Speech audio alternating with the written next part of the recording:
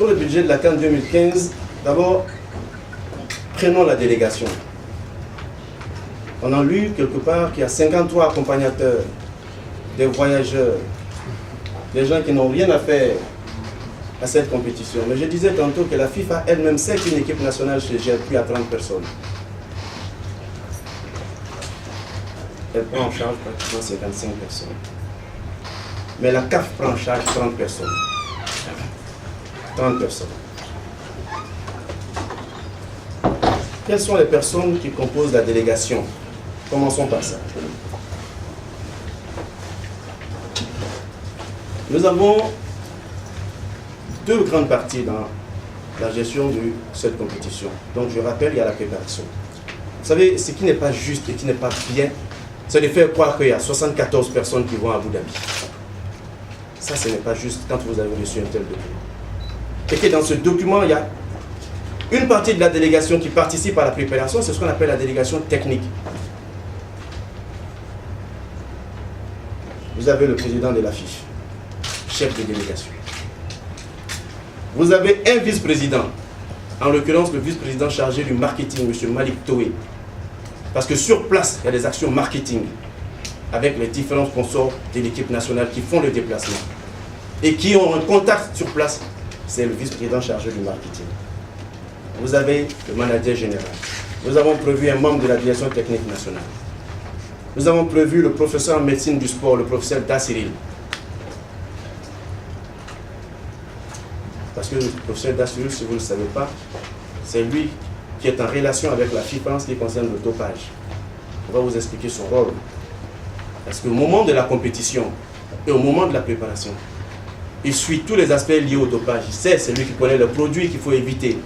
Et le professeur Dassiril, pendant le match, chaque match de CAN ou de Coupe d'Afrique, on tire au sort 2 joueurs à 15 minutes de la fin. Les joueurs ne savent même pas qu'ils sont tirés au sort. Et dès qu'ils sortent du terrain, ils sont pris en charge tout de suite par les responsables médicaux de la FIFA ou de la CAF. Conduits, pas dans les vestiaires de l'équipe nationale, mais conduits dans la salle antidopage. Avec un représentant de la FIFA qui est le professeur Dassiril. Ce dernier reste dans la salle antidopage avec ses 2 joueurs. Il doit faire le test d'urine. Des fois, le joueur attend 2 heures avant de faire l'urine. 2 heures. En ce moment, l'équipe rentre à l'hôtel. Mais le professeur Dassiril reste avec les 2 joueurs jusqu'à ce que le test soit fait. Et c'est quand le test est fait que lui nous rejoint avec un véhicule qu'on laisse à sa disposition. Qui rejoint l'équipe à l'hôtel. Et tous les matchs, c'est comme cela. Et il fait des séances aussi avec les différents responsables médicaux de la FIFA ou de la CAF. Sa présence est nécessaire.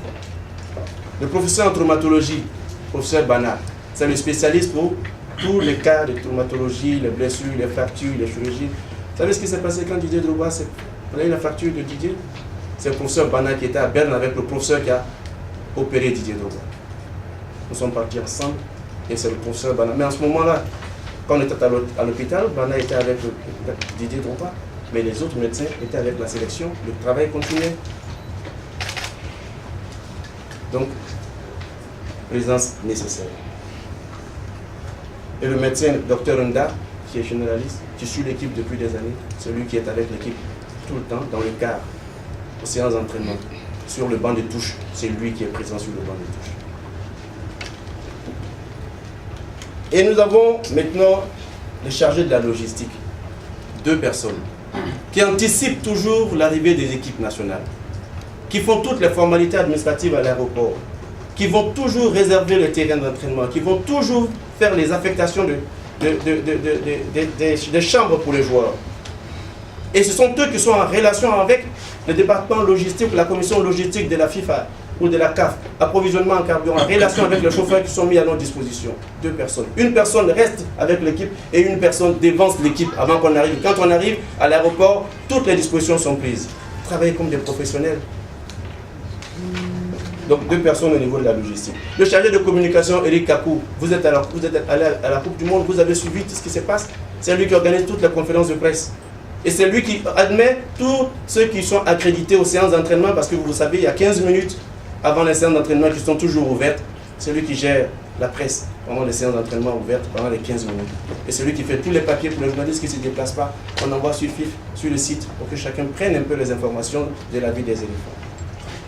Un comptable, si les Diallo ne touche pas à l'argent, s'il vous plaît, et nous on ne touche pas à l'argent, la FIF se déplace avec un comptable qui prend tous les justificatifs des dépenses qui sont faites.